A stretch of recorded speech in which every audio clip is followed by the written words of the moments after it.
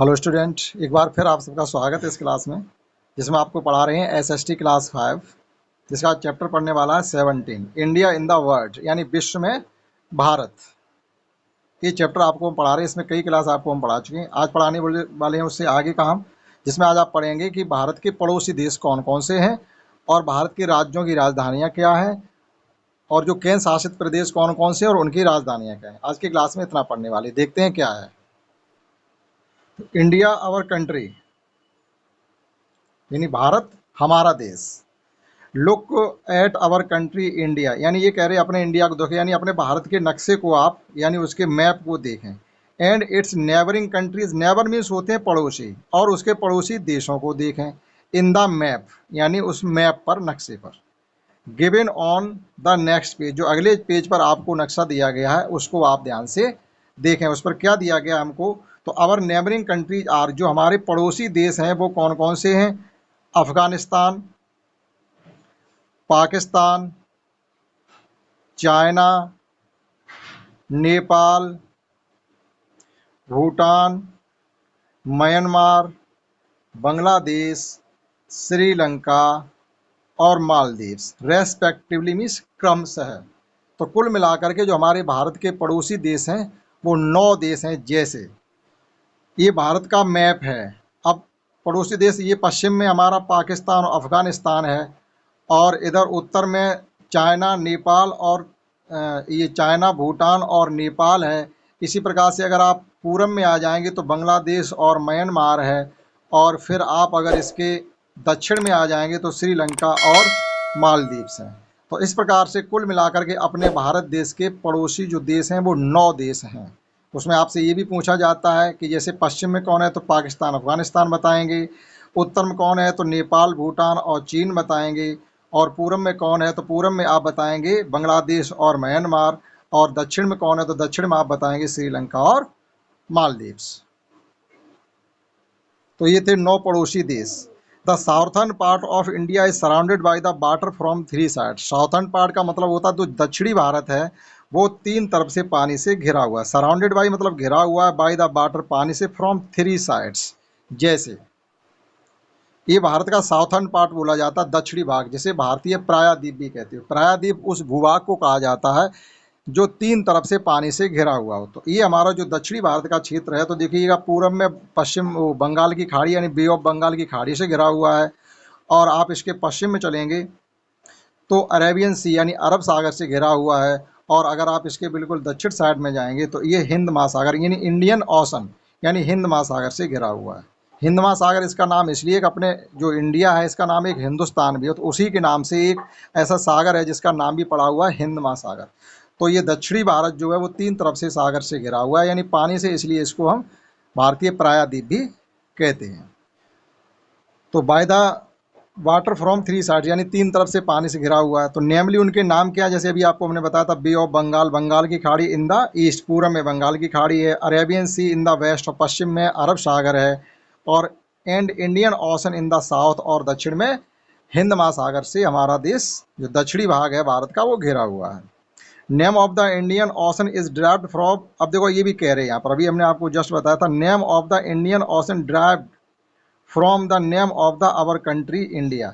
जो हिंद महासागर का नाम लिया गया है, हिंद महासागर का नाम रखा गया, वो हमारे देश के नाम पर ही रखा गया, क्योंकि which is also known as the Hindustan, क्योंकि भारत को हिंदुस्तान के नाम से भी जाना जाता था। इसी के नाम से पड़ा है एक सागर जिसका नाम है हिंदुस्तान, वो हिंद महासागर। Look at the map and right the name of the neighbouring countries in the India. अब आप मैप को देख करके जो ये खाली जगह दी गई आपको उसको भरना है। जैसे अभी हमने यहाँ पे बताया था इन द वेस्ट, वेस्ट मतलब पश्चिम में कौन कौन से पड़ोसी देश हैं, तो आप लिखेंगे पाकिस्तान और अफगानिस्तान। इसी प्रकार से इसमें नॉर्थ, उत्तर में कौन कौन से लिखेंगे, उत्तर में लिखेंगे, देखो 3 स्पेस गिवन है, पहले लिखेंगे नेपाल, भूटान, और इसमें लिखेंगे चाइना। आगे देखते हैं।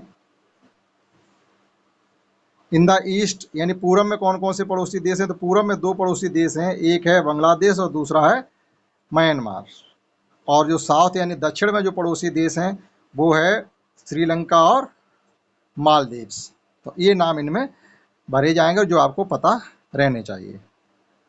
नेक्स्ट है नेक्स्ट है देयर आर 28 स्टेट, यानी कुल मिलाकर के कितने स्टेट हैं? 28, और 8 यूनियन टेरिटरीज हैं। यानी यूनियन टेरिटरी में होते हैं केंद्र शासित प्रदेश, और 8 केंद्र शासित प्रदेश हैं इन इंडिया यानी भारत में। Their details are as follows.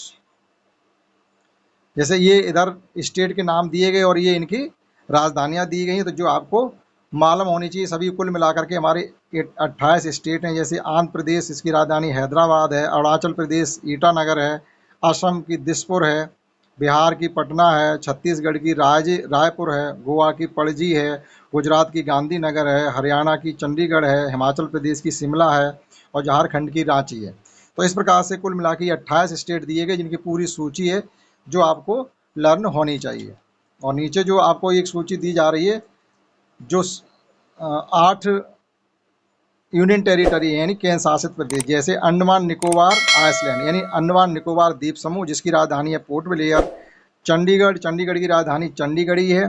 देखो चंडीगढ़ की 3 राजधानियां हैं, मतलब चंडीगढ़ में 3 राजधानियां, हरियाणा की राजधानी चंडीगढ़, पंजाब की राजधानी चंडीगढ़, और स्वयं चंडीगढ़ एक केंद्र शासित प्रदेश है, तो उसकी राजधानी भी चंडीगढ़ ही है। Dadar Nagar Haveli and Daman and Deepu, इसकी राजधानी दमन में है। National capital territory of Delhi, यानी दिल्ली भी एक केंद्र शासित प्रदेश, जिसकी राजधानी भी दिल्ली है। लक्षद्वीप की राजधानी कावारत्ती है, और पांडिचेरी की राजधानी पटुचेरी है। और जम्मू कश्मीर अब ये नया बन गया है, यानी जम्मू कश्मीर पहले स्टेट हुआ करता था, अब उसको हमने स्टेट की लिस्ट से हटा करके यूनियन टेरिटरी में कर दिया, और 2 भागों में डिवाइड कर दिया, एक जम्मू कश्मीर और एक लद्दाख। लद्दाख की राजधानी लेह है, और जम्मू कश्मीर की राजधानी श्रीनगर है, जो गर्मियों में रहती है, और जब जाड़े आते हैं तो ये राजधानी जम्मू ट्रांसफ़र हो जाती है। इस प्रकार से ये 8 केंद्र शासित प्रदेश थे, उनकी ये नाम है, और ये इधर राजधानी है, जो भी आपको लर्न होनी चाहिए। नेक्स्ट थोड़ा और देखते हैं इसमें। New Delhi is the capital of India. अब ये कह रहे हैं जो भारत की राजधानी है वो कहाँ है? नई दिल्ली। द प्रेसिडेंट हाउस, नई दिल्ली में ही प्रेसिडेंट हाउस यानी राष्ट्रपति भवन है। द पार्लियामेंट हाउस का मतलब होता है संसद भवन, संसद भवन भी नई दिल्ली में ही है। सुप्रीम कोर्ट, यानी जो सुप्रीम कोर्ट है, जो उच्च न्यायालय जिसको कहते हैं, जैसे सभी राज्यों में हाई कोर्ट है, तो उन सबका एक सुप्रीम कोर्ट होता है, वो भी दिल्ली में है। एंड चीफ एडमिनिस्ट्रेटिव हेडक्वार्टर, और जो मुख्य एडमिनिस्ट्रेटिव प्रशासनिक अधिकारी होता है, वह भी उसका कार्यालय भी दिल्ली में ही स्थित है। तो बहुत सी चीज़ें हैं, बहुत सी चीज़ों का कार्यालय जो है वो कहाँ पर है? दिल्ली में ही। Our country is full of physical diversity. आगे कहा जा रहा है कि हमारा देश विभिन्न प्रकार की, मतलब विभिन्नताओं से भरा हुआ है। हाई माउंटेन्स, ऊंचे ऊंचे पर्वतों से भरा हुआ है। वास्ट लैंड, विशाल मैदानों से भरा हुआ है। प्लेट्यू का मतलब होता है पठार, बड़ी बड़ी पठार हैं हमारे देश में। और डेजर्ट आर फाउंड, और डेजर्ट का मतलब होता है रेगिस्तान, और हमारे देश में बहुत से रेगिस्तान भी हैं।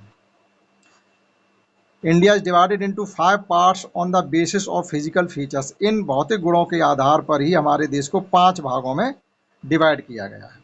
नंबर 1 है माउंटेन इन द नॉर्थ, यानी उत्तर में पर्वत। नॉर्थन प्लेन्स, यानी ये उत्तरी मैदान। ग्रेट इंडियन डेजर्ट, महान भारतीय रेगिस्तान यानी थार। और पेनिनसुलर प्लेट्यू, अभी हमने बताया था, भारतीय प्रायद्वीपीय पठार। और कोस्टल प्लेन एंड आइसलैंड, यानी समुद्र तटीय मैदान और द्वीप समूह। इन 5 भागों में हमारे पूरे देश की भूभाग को डिवाइड किया गया, और ये पढ़ेंगे हम डिटेल में। इन 5 भागों के बारे में डिटेल में पढ़ेंगे, जो कि पढ़ेंगे हम नेक्स्ट क्लास में। इस क्लास में हमने आपको 28 राज्यों की राजधानियों के बारे में थोड़ा बताया, 8 यूनियन टेरिटरी, उनके नाम, उनकी राजधानियाँ, और भारत और उसके पड़ोसी देशों के नाम और उनकी क्या स्थितियाँ हैं, वो इस क्लास में इतना ही। That's all. जय हिंद, जय भारत।